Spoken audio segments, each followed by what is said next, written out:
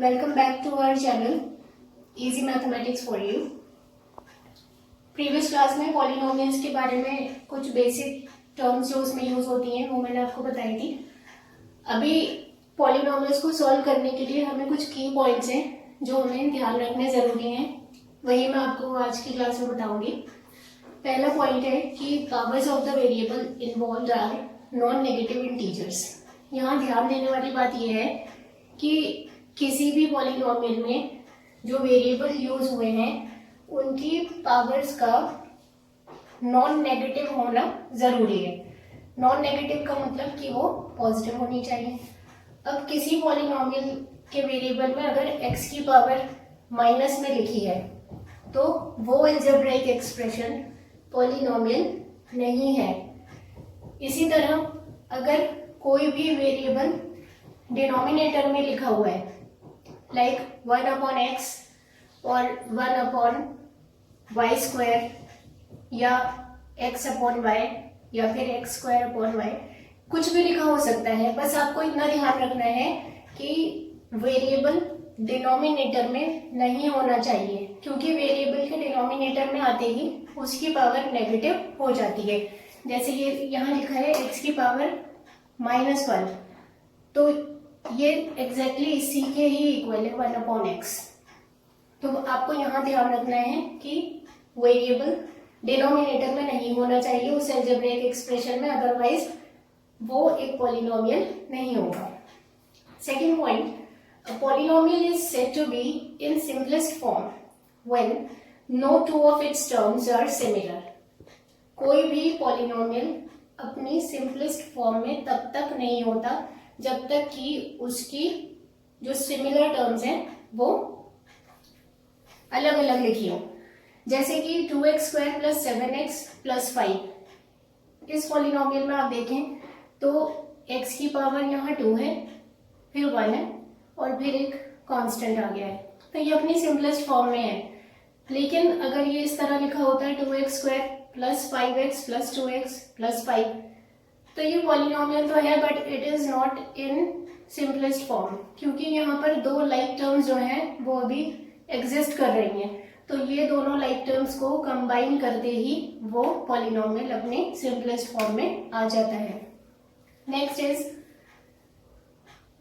कि कोई भी पॉलिनोमियल जो है अगर उसके अंदर पावर एक इंटीजर नहीं है तो वो अलजेब्रिक एक्सप्रेशन पॉलिनोमियल नहीं होता।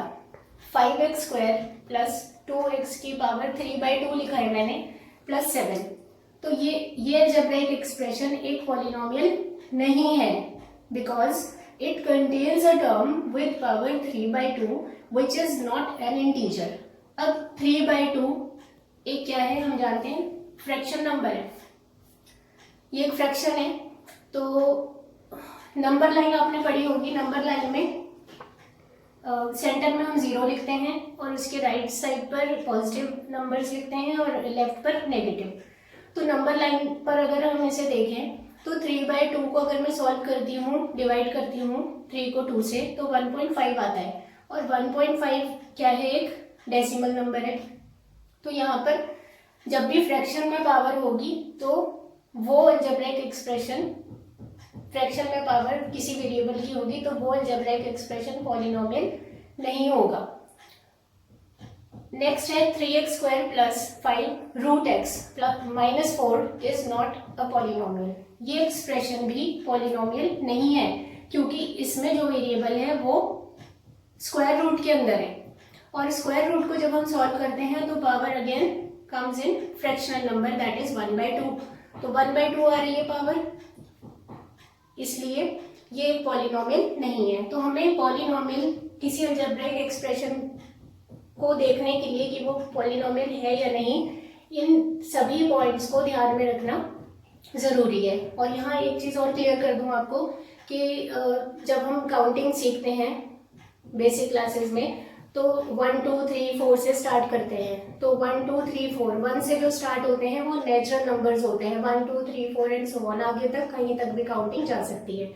उसके बाद जब हम हायर क्लासेस में आते हैं तो हमें होल नंबर्स बताए जाते हैं। तो जैसे ही 1 से पहले हम जीरो ऐड करते हैं तो हमारे होल नंबर स्टार्ट हो जाते हैं, और फिर उसके बाद हम इंटीजर्स पर आते हैं।